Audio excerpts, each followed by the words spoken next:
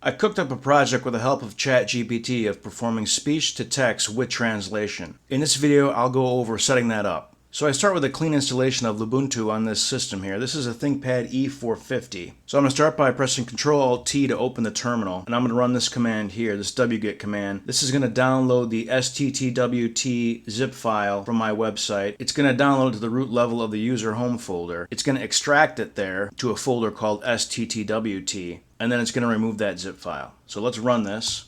And if I close the terminal and I open the file manager, we see right here, sttwt. If I open that folder, setup.txt, the setup instructions are in this file. Now to open that file, let's install Mousepad. So Ctrl-Alt-T again to open the terminal, and sudo apt install Mousepad. Enter our password, yes.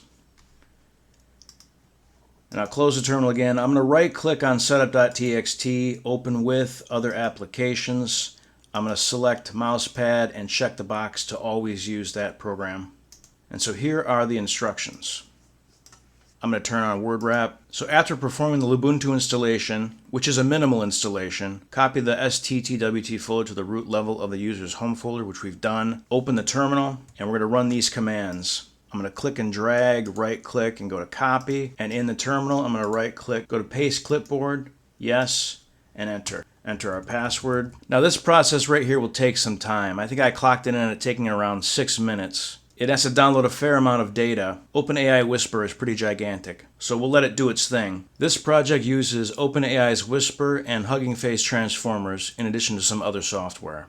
I had ChatGPT assist me with writing the Python script as well as some other scripting to make this work. I wanted to have a solution that would run totally offline without an internet connection, and I also wanted it to save text files and open format audio to a connected USB flash drive. I wanted it to be somewhat of a standalone device experience where you just turn it on, use it, have it write the data to a USB flash drive, and then power it down. I'm going to further tweak Lubuntu for a more minimal interface, disabling the panel. Alright, so that completed. So if we go back to the file manager, what we want to do is move the launchers to the desktop. So I'm going to click on the launchers, which is shutdown.desktop and speech to text with translation desktop. I'm going to hold the control key to select them both, right click cut, right click paste to paste them on the desktop. While we're at it, let's also configure Lubuntu for a more minimal interface. I'm going to minimize the window to the sttwt folder, right click, go to desktop preferences. For background, I'm just going to select fill background color only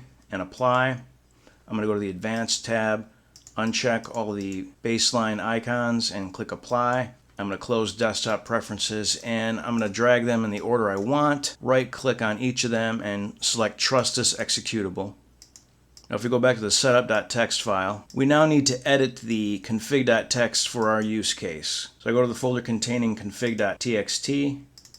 Double click on that, and these are the values for the program. And these are some configurable values for the script. We have the silence threshold set to 2000, silence duration 0.75 seconds. This is the duration in seconds to consider as a break in speech. We have the minimum audio duration and a maximum audio duration. So the minimum duration in seconds to process an audio chunk, and the maximum duration in seconds to process an audio chunk. We have some flags here, output English, output Spanish. If these are set to 1, it will output the text of English and then the Spanish translation. If these are set to 0, it won't. So if you just want to output in Spanish, you can set output _ENG to 0 and just leave output _SPN as 1, and it will only output the Spanish translation. Output params, if this is set to 1, it will show you the levels the mic is picking up as well as all these other set values. If this is set to 0, it won't show you that live look at mic level, which once you have everything dialed in, you might want to set this to 0 just for a minimal look. Output start message, if this is set to 0, it won't say listening and it won't display press Ctrl-C to quit. So once you get everything going and used to it, you might want to set that to 0. And then disable translation, if this is set to 1, then it won't perform the translation. It'll only perform the speech to text portion. If you have slower hardware and only want speech to text, setting this to 1 could be an option. So I'm going to leave these values as is. Should be a good baseline to start with. So now we need to configure the terminal for full screen. So we're going to open the terminal, Control-Alt-T, right-click inside of it and click on Preferences. And we want to uncheck Show the Menu Bar. And then we want to check Hide Window Borders, check Hide Tab Bar with only one tab, and then Show a border around current terminal. We want to uncheck that. We can set our font and size accordingly. I'll leave it at Lubuntu Mono 14 point. We'll click Apply and OK. And then we can also press F11 and then Exit. So now if I press Control-Alt-T, it'll go full screen. And when the script runs, it will also run full screen. So I'll type exit and enter. So now the terminal is set properly. Now if I wanted to set it so that I'd have bigger text, I could certainly do that just by changing the text size right there. Now we want to disable the screensaver. So I'll click on the menu button, type in screen, X screensaver settings. If I click on that,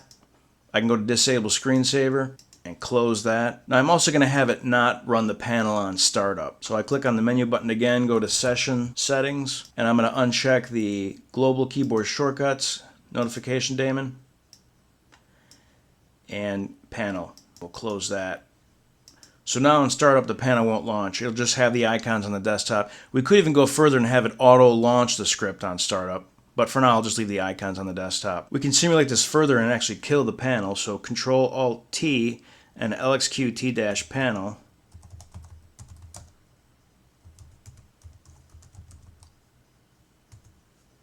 And then exit.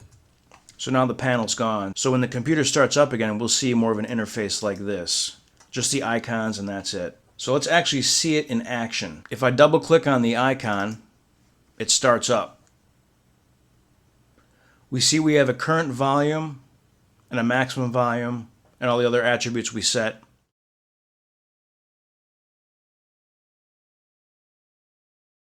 Now right off the bat, I see that we're peaking really high, that 32,000 value.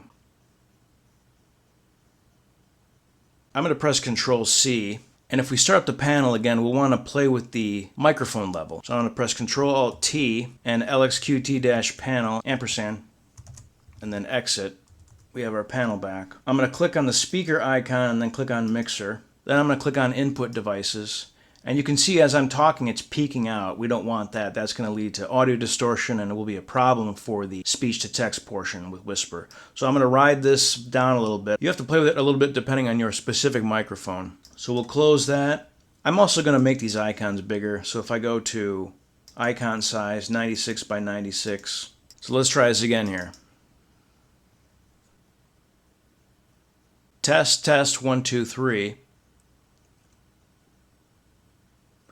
We see our volume levels are still peaking out pretty high. We could turn that volume down a little bit more on the mic. And if we want to get rid of that bottom indicator, we could then edit the config.txt file. Let's have it output only Spanish. So I'm going to press Control-C to exit. I'm going to change directly to the STTWT folder. And I'm going to use Nano to edit the config.txt file. I'm going to change output params to 0, and then output English to 0. Control-X, Y, enter, exit, and we'll run the script again. Test, test, 1, 2, 3.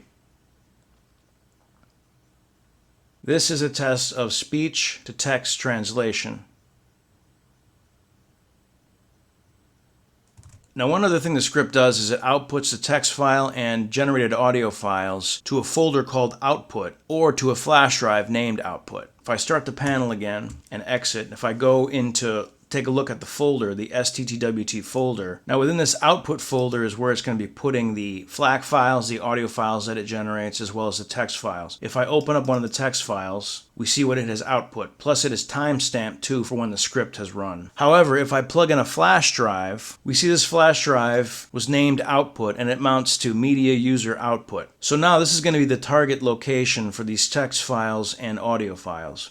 So if I close this and rerun the script, this is a test of outputting text and audio to our USB flash drive. So I'll press Control-C and we'll inspect the flash drive, and we see it has output the text files and generated audio files to the flash drive instead of outputting it to the local drive. Now let's say you want to do translation to a different language other than Spanish. Let's say you want to do German. If we go to our user folder and then the STTWT folder, if we right click on the Python script, open, and we scroll down. So right here is where we're selecting the English to Spanish, the Hugging Face translation model and tokenizer. If I comment this line out,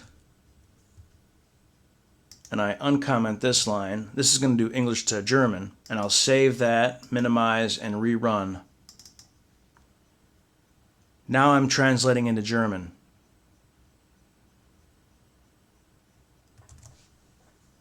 And if we look at the output flash drive again, now you'd also have to change what it picks for file names. But if we look at this file right here, there's our German. Additionally, it's using a program to read the translated language in the language itself. If we look at the wtf.sh script file,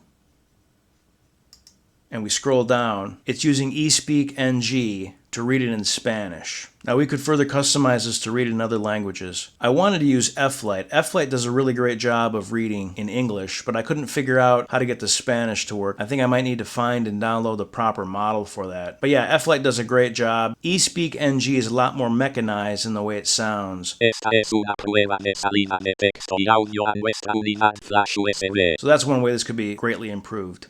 So that about sums up how this works.